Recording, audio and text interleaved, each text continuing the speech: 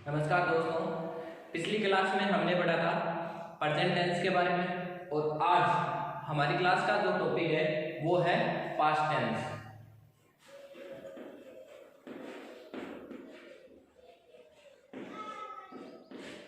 देखिए, past tense को हम हिंदी में बोलते हैं भूतकाल, और भूतकाल में वे कार्य सम्मिलित होते हैं जो पिछले समय में हुए हो या फिर हो रहे हो या कुछ समय से चल रहे हो। जैसे कि प्रेजेंट टेंस था, उसके चार उप प्रकार थे, उसी प्रकार पास्ट टेंस है, उसके भी चार उप प्रकार है। कैसे? पास्ट सिंपल या इंडेफिनिट टेंस, दूसरा past continuous tense, past perfect tense और past perfect continuous tense.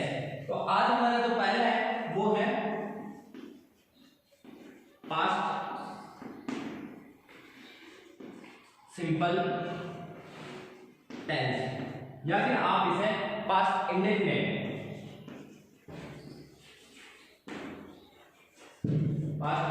Tense भी बोल सकते हो। हिंदी में इसे हम बोलेंगे सामान्य भूतकाल। तो आइए अब देखते हैं पास्ट सिंपल टेंस के बारे में। तो सबसे पहले इसकी देखिए पहचान, जो इसकी हिंदी में पहचान होती है वो क्या होती है।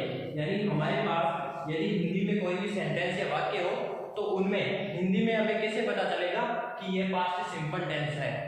तो इनमें वाक्य के अंत में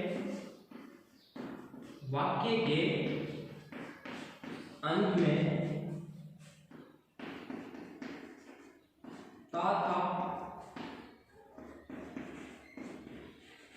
ती थी, ते थे। इनमें क्या होगा? वाक्यों के अंत में ता था, ती थी, ते थे, या फिर आपको मिलेंगे आ की ध्वनि या ई, ये और ई की ध्वनि आदि। अब देखिए दोबारा, जो पास्ट सिंपल टेंस होता है उसकी हिंदी में पहचान क्या होती है कि वाक्य के अंत में ता था, ती थी, ते थे ये मिलेंगे, या फिर आ की ध्वनि, या की ध्वनि, ई की ध्वनि, ये, या फिर ई की ध्वनि आपको मिलेगी। अब देखिए, ये तो इसकी हिंदी में पहचान। यदि अब इस टेंस को हमें इंग्लिश में कोई भी सेंटेंस आता है और उन सेंटेंस में हमें पहचान करनी हो कि पास्ट सिंपल किस में होगा, तो अब देखते हैं इसमें एडवर्ब कि ये जो वर्ड है या ये जो एडवर्ब है वो जिस भी सेंटेंस में हमें मिलेगी वहां पे क्या होगा? पास्ट सिंपल टेंस होगा। जैसे कि किसी भी वाक्य में हमें मिल जाए यस्टरडे। यस्टरडे यानी होता है कल, यानी पिछले दिन की बात हो रही है तो पिछला वाला टाइम यानी पास्ट टेंस में, तो यस्टरडे, या फिर हम बोल सकते हैं यस्टरडे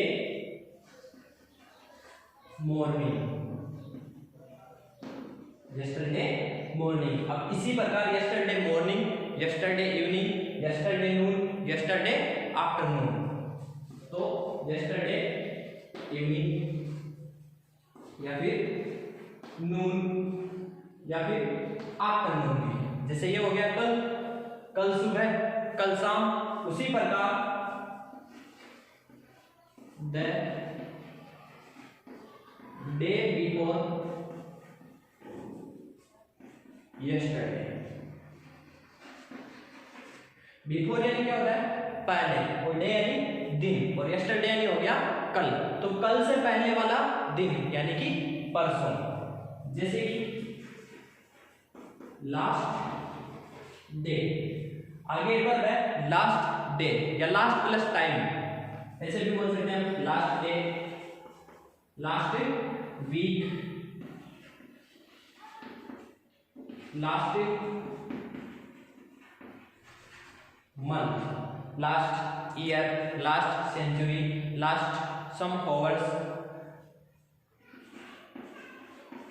एक होती है प्रीवियस प्लस टाइम। प्रीवियस यानी होता है पिछला, लास्ट यानी होता है अंतिम। तो पिछला समय, तो प्रीवियस और साथ में जिसके समय आ गया तो वो क्या हो जाएगा? भूतकाल का समय हो जाएगा। जैसे previous day previous month, previous year. इसी प्रकार ये भी आपको मिल जाए किसी भी सेंटेंस में एगो, या फिर मिल जाए आपको लॉन्ग एगो, एगो या लॉन्ग एगो। यदि किसी सेंटेंस में आपको मिल जाए सम टाइम बैक, कुछ समय पहले, या फिर कोई भी ऐतिहासिक घटना, ऐतिहासिक घटना, ऐतिहासिक घटना से क्या मतलब है कि कोई भी युद्ध हुए हो या फिर कोई भी खोज हो या आविष्कार हो। तो ऐतिहासिक घटनाओं से क्या मतलब है, जैसे कोई युद्ध हुआ है, कोई भी खोज हो पीछे भी, तो वो सारे किस में आएंगे, प्रेजेंट सिंपल टेंस के अंदर। या फिर हम बोल सकते हैं पीछे की सन या पिछली सन। तो पीछे की सन जैसे इन मार्च 2015, या हम बोल सकते हैं सीधा लिख सकते हैं पीछे की सन, जैसे 1999, 1992 आदि। अब हम देखते हैं इनके स्ट्रक्चर अफर्मेटिव सेंटेंस के लिए और नेगेटिव सेंटेंस के लिए। अब देखते हैं हम इनके स्ट्रक्चर। तो देखिए जो प्रेजेंट सिंपल का स्ट्रक्चर होता है, यानी कि फॉर्मूला होता है, वो होता है इसमें क्या करते हैं, सबसे पहले हमें लिखते हैं सब्जेक्ट। किसी भी सेंटेंस हो उसमें सबसे पहले लिखते हैं हम सब्जेक्ट, और सब्जेक्ट के बाद में मेन वर्ब की सेकंड फॉर्म प्लस ऑब्जेक्ट। अब जो ये स्ट्रक्चर है वो स्ट्रक्चर किस सेंटेंस का है, ये स्ट्रक्चर है हमारा अफर्मेटिव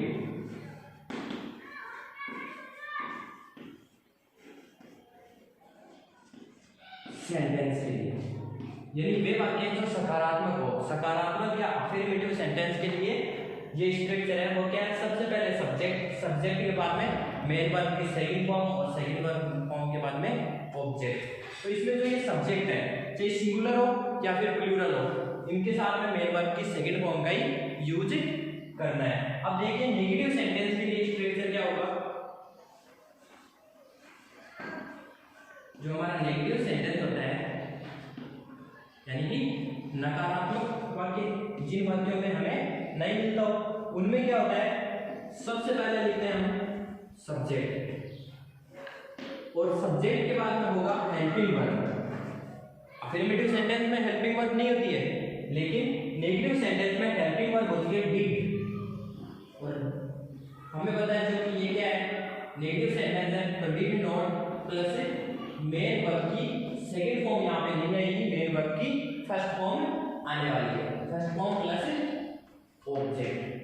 देखिए आप ऐसे समझ सकते हैं कि जो प्रेजेंट होता है, प्रेजेंट सिंपल टेंस होता है, उसमें डू डज, और जो पास्ट का सिंपल होता है उसमें क्या होता है, डिड।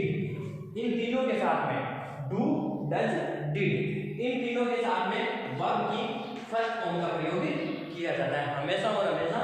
डू डज और डिड की के साथ में वर्ब की फर्स्ट फॉर्म का प्रयोग किया जाता है। जो ये डू और डज जिस प्रेजेंट सिंपल टेंस में जो नेगेटिव सेंटेंस होते हैं उनके लिए काम में लिया जाता है, और जो ये डिड है वो पास्ट सिंपल टेंस में नेगेटिव सेंटेंस है, इनके लिए काम में लिया जाता है। लेकिन यहाँ पे अफर्मेटिव सेंटेंस के लिए, पास्ट सिंपल में अफर्मेटिव सेंटेंस के लिए यहाँ पे किसका प्रयोग होगा, सेकंड फॉर्म का प्रयोग होगा। अब देखो यहाँ पे बात आ रही है डिड नॉट। तो डिड नॉट की जो प्रयोग होगा वो प्लूरल और सिंगुलर दोनों प्रकार के सब्जेक्टों के लिए होगा। जो डिड नॉट का प्रयोग होता है वो प्लूरल सब्जेक्ट और सिंगुलर सब्जेक्ट, किसी भी प्रकार के सब्जेक्ट हो उनके साथ में डिड नॉट ही लिखा जाएगा। जैसे कि प्रेजेंट में तो हम लिखते हैं डू का प्रयोग प्लूरल सब्जेक्ट के साथ और डज का प्रयोग सिंगुलर सब्जेक्ट के साथ। तो यहाँ पे डिड है ना, वो हमारी एक ही हेल्पिंग वर्ब है, तो इसलिए सिंगुलर और प्लूरल सबके साथ में डिड नॉट का प्रयोग होगा, साथ में मेन वर्ब की फर्स्ट फॉर्म और इनके साथ में ऑब्जेक्ट लगेगा। अब हम देखते हैं कुछ नए एग्जांपल्स इनके बारे में। अब देखते हैं कुछ इनके एग्जांपल्स। सबसे पहला example, yesterday he saw me। यहाँ पे फॉर्म है सी। पहला जो एग्जांपल है वो क्या है, yesterday। सबसे पहले आपके क्या है yesterday, तो yesterday एडवर्ब होती है प्रेजेंट सिंपल टेंस की। तो हमें पता चल गया कि इसमें जो सी फील करना है वो किस तरीके से करना है, प्रेजेंट सिंपल में जो जो रूल लग रहे हैं उनके हिसाब से करना है। तो प्रेजेंट सिंपल में ये कौन सा टेंस है, यहाँ पे अफर्मेटिव सेंटेंस है। अफर्मेटिव सेंटेंस कैसे पता चला, क्योंकि यहाँ पे आपको अगर नेगेटिव में पूछता तो यहाँ पे नोट सी मिलता आपको, यहाँ पे नोट सी दिया हुआ रहता। यहाँ पे ये क्या है अफर्मेटिव, तो सी की जो सेकंड फॉर्म होगी वो सेकंड फॉर्म क्या होगी, सॉ। दूसरा एग्जांपल, जैसे he did not go to school। he did not go to school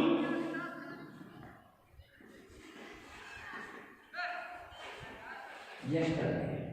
देखो yesterday क्या नहीं होता, पिछला दिन, यानी पिछले वाले दिन की बात कर रहे हैं।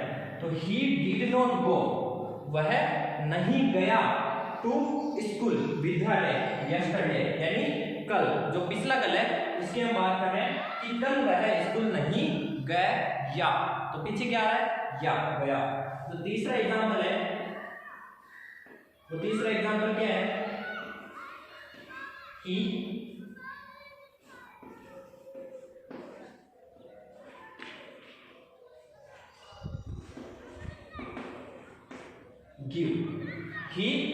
give me a pen। अब देखो यहाँ पे give है तो give की सेकंड फॉर्म लगानी पड़ेगी हमें। तो give की सेकंड फॉर्म यहाँ पे क्या होगी, gave। he gave me a pen, उसने मुझे एक पेन दिया। तो दोस्तों ये तो थी इसकी सामान्य जानकारी। सबसे पहले इसकी पहचान पढ़ी हमने, पहचान के बाद में एडवर्ब पढ़े, एडवर्ब के बाद में अफर्मेटिव सेंटेंस के लिए इसका स्ट्रक्चर, फिर उसके बाद में नेगेटिव सेंटेंस के लिए इसका स्ट्रक्चर, और कुछ एग्जांपल्स भी हमने देख लिए। जो अब बात है वो है कि प्रेजेंट सिंपल टेंस का प्रयोग कहाँ कहाँ किया जाता है, किसका यूज कहाँ पे होता है। तो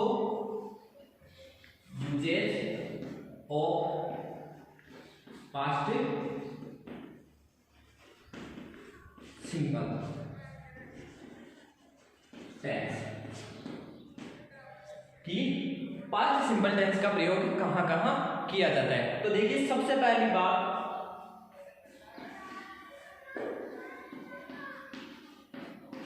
इसका प्रयोग, जो पास्ट सिंपल टेंस है इसका प्रयोग पास्ट टाइम एक्सप्रेसिंग वर्ड,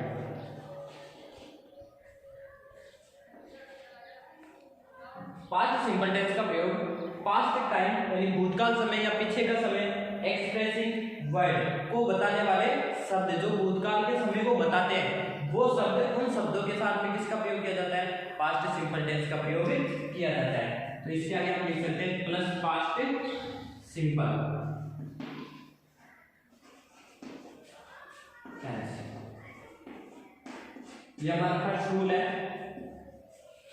कि पास्ट टाइम एक्सप्रेसिंग वर्ड, या हम इन्हें बोल सकते हैं एडवर्ब्स, यानी किसी भी सेंटेंस में एडवर्ब्स बोल दो या फिर वे शब्द जो भूतकाल के समय को व्यक्त करते हो उनके साथ में किसका प्रयोग किया जाता है, पास्ट सिंपल टेंस का प्रयोग किया जाता है। जैसे कि पहला एग्जांपल है ही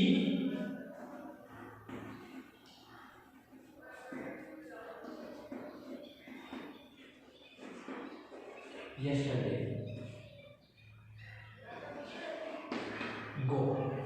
पहला जो सेंटेंस है वो है we go to there yesterday। तो इस सेंटेंस में क्या आ रहा है, हमारा yesterday आ रहा है, जो कि क्या बता रहा है, पास्ट टाइम एक्सप्रेसिंग वर्ड है। यस्टरडे वो क्या है कि भूतकाल के समय को दर्शा रहा है, क्योंकि यस्टरडे का अर्थ क्या होता है, पिछला दिन या पिछले वाला कल, जो समय बीत गया है या फिर जो दिन बीत चुका है। तो इससे हमें पता चल गया कि ये किसमें, पास्ट सिंपल टेंस में। अब पास्ट सिंपल टेंस में तो पास्ट सिंपल टेंस की जो हेल्पिंग वर्ब और मेन वर्ब होती है वो हमें यहाँ पे फिल करना है। तो हेल्पिंग वर्ब तो इसमें होती नहीं है, क्या होती है, केवल मेन वर्ब। और मेन वर्ब की कौन सी फॉर्म लगती है, सेकंड फॉर्म।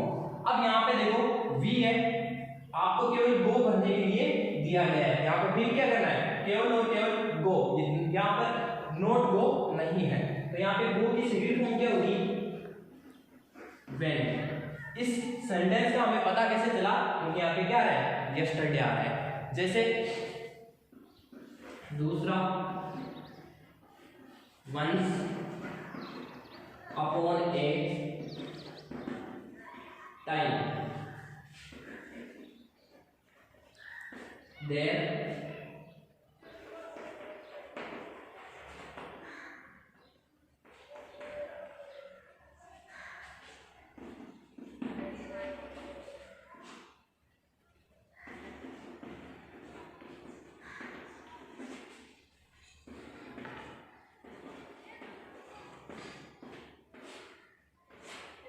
यहाँ पे देखिए once upon a time, once upon a time there, यहाँ पे फिर क्या करना है, be verb, a king that king, फिर यहाँ पे बी वर्ब फिल करनी है, वेरी काइंड। अब यहाँ पे देखो इस सेंटेंस का हमें पता कैसे चल रहा है, क्योंकि वंस अपॉन ए टाइम ये शब्द है, वो शब्द पास्ट टाइम एक्सप्रेसिंग वर्ड है, यानी भूतकाल के समय को दर्शा रहा है। तो यहाँ पे भूतकाल के समय को दर्शा रहा है, तो कौन सा टेंस हुआ, पास्ट सिंपल टेंस। और यहाँ पे बी वर्ब है, कहने का मतलब ऑक्सिलरी वर्ब है। तो यहाँ पे बी वर्ब क्या होगी, बी वर्ब होती है पास्ट टेंस में वाज या फिर वर।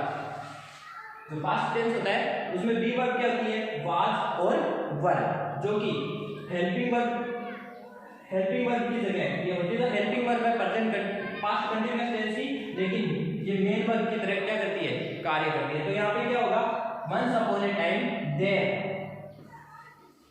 वाज, वर्ड नहीं आएगा वाज, क्योंकि यहाँ पे राजा एक है। There was a king, the king was very kind, जो राजा है वो बहुत ही दयालु है। तीसरा एग्जांपल है वो है ही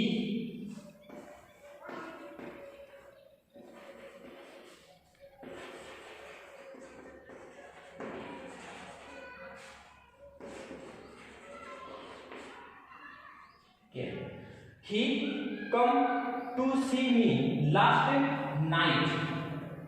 He come to see me last night. तो यहाँ पे last night दिख रहा है, तो last night क्या होती है, एडवर्ब होती है पास्ट सिंपल की। तो इसमें क्या होगा, कम की सेकंड फॉर्म क्या है। देखिए रूल नंबर सेकंड क्या है, जो रूल नंबर सेकंड है वो, यदि किसी भी सेंटेंस में इट इज टाइम, किसी भी वाक्य के अंदर इट इज टाइम या फिर इट इज हाई टाइम या it is about time,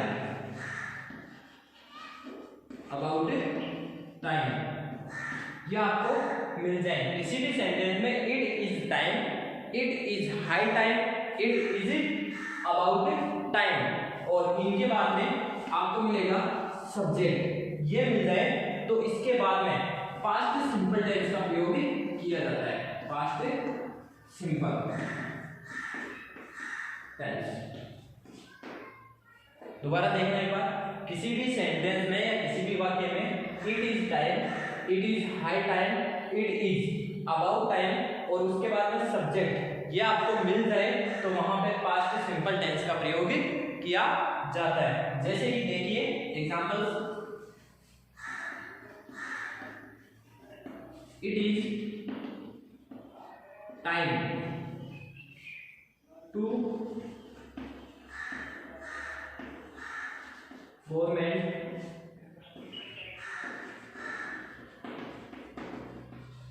decision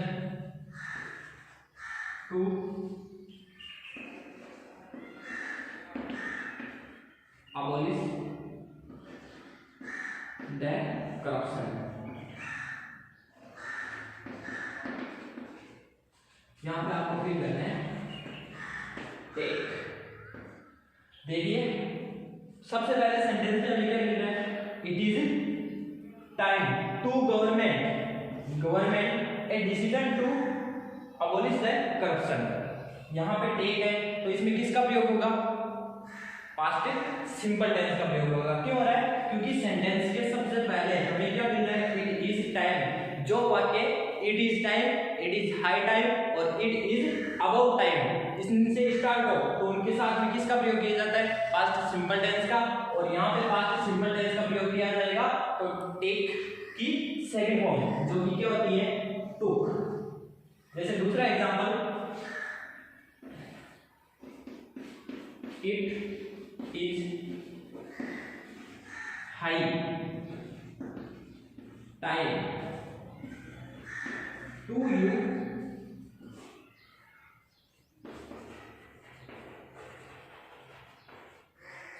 you purchase. यहाँ पे क्या है, it is high time to you purchase. यहाँ पे फील किसको करना है, जो ये परचेज मेन वर्ब है इसको इसमें फील करना है। तो सबसे पहले सेंटेंस में क्या आ रहा है, इट इज हाई टाइम। और हमें पता है जो sentence it is high time से स्टार्ट होते हैं उनमें पास्ट सिंपल का प्रयोग किया जाता है। तो यहाँ पे परचेज की क्या होगी, सेकंड फॉर्म, क्योंकि पास्ट सिंपल में सेकंड फॉर्म का प्रयोग किया जाता है तो यहाँ पे होगा परचेज। यहाँ पे होगा परचेज, ठीक है। अब लेकिन यहाँ पे देखिए एक नोट, वो क्या है, यदि कोई भी वाक्य इट या फिर दिस इज फर्स्ट या सेकंड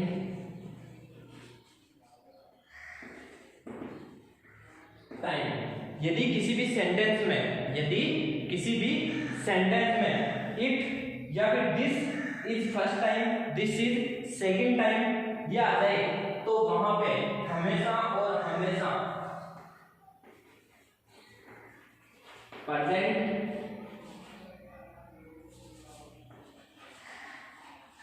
परफेक्ट टेंस या हम कह सकते हैं has have plus main verb की थर्ड फॉर्म का प्रयोग करते हैं। एक बार दोबारा देखिए, किसी भी सेंटेंस में it is time, it is high time, it is about time ये आ जाए तो उनमें हमेशा और हमेशा पास्ट सिंपल टेंस का प्रयोग किया जाता है।